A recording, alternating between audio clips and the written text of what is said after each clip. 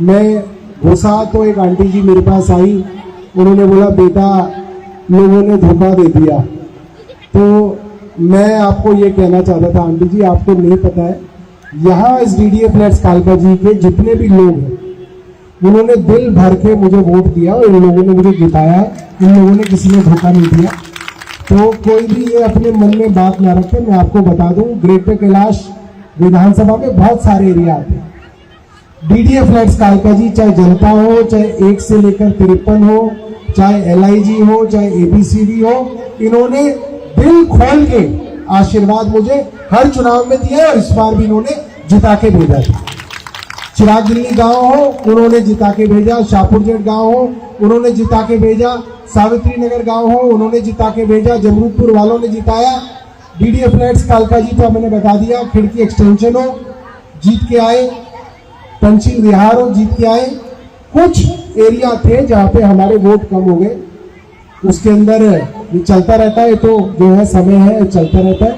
GK1 के अंदर जब तक मैं विधायक था, उनकी एक समस्या थी कि ग्रेटर कैलाश पार्ट 1 के अंदर जबरदस्ती एक 400 बेड का अस्पताल बनने वाला था। और मैंने ग्रेटर कैलाश पार्ट 1 की कोठी वालों को ये वचन दे रखा था कि जी अगर ये DLF वाले यहाँ पे अस्पताल की बिल्डिंग बना भी देंगे तो भी लाइसेंस लेने हेल्थ मिनिस्टर के पास आना पड़ेगा, लाइसेंस नहीं दूंगा इनको। और वो अस्पताल बना नहीं, उसकी एक ईंट नहीं लगी। ग्रेटर कैलाश पार्ट 1 के अंदर पता नहीं क्या हुआ, वो थोड़ा बीजेपी को ज्यादा दिया, थोड़ा प्यार बीजेपी के लिए बढ़ा, बीजेपी की विधायक जीत गई। आप ग्रेटर कैलाश पार्ट 1 में फोन करके पूछ लीजिएगा, जिस दिन भारतीय जनता पार्टी जीती 1 हफ्ते के अंदर बिल्डिंग बननी शुरू हो गई। अब ग्रेटर कैलाश पार्ट 1 के अंदर अस्पताल बना रहे हैं, जबरदस्ती बना रहे हैं। और ग्रेटर कैलाश पार्ट 1 वाले परेशान हैं, दुखी हैं, कह रहे भाई जब तक केजरीवाल की सरकार थी, सौरभ हमारा MLA था, तब तक तो DLF की हिम्मत नहीं हुई कि जमीन पे एक ईंट भी लगा दे।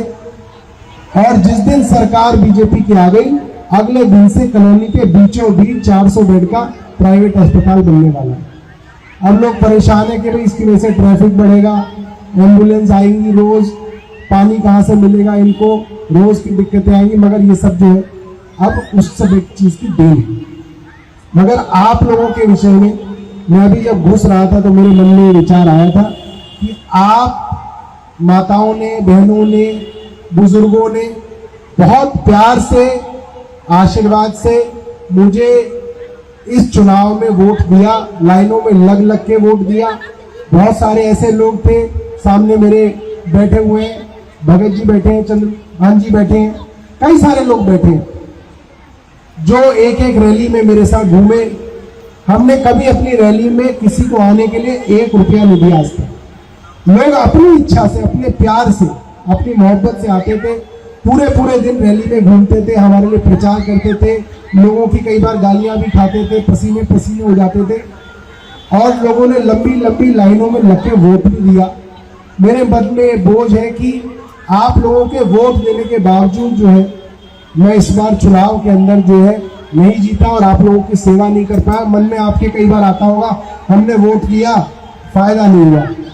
तो मुझे भी इस चीज का बड़ा दुख है कि आपके वोट का जो एहसान था मेरे ऊपर, वो मैं इस बार नहीं चुका पाया। मगर मैं आप लोगों से ये वादा कर रहा हूं, आगे जब भी कभी मौका मिलेगा, वोट के बदले या किसी भी तरीके से, ऐसा नहीं कि इलेक्शन की तरीके, किसी भी तरीके से मैं अगर आप लोगों का एहसान चुका पाऊंगा तो मैं इस जीवन में आप लोगों का ये एहसान चुका के जाऊंगा।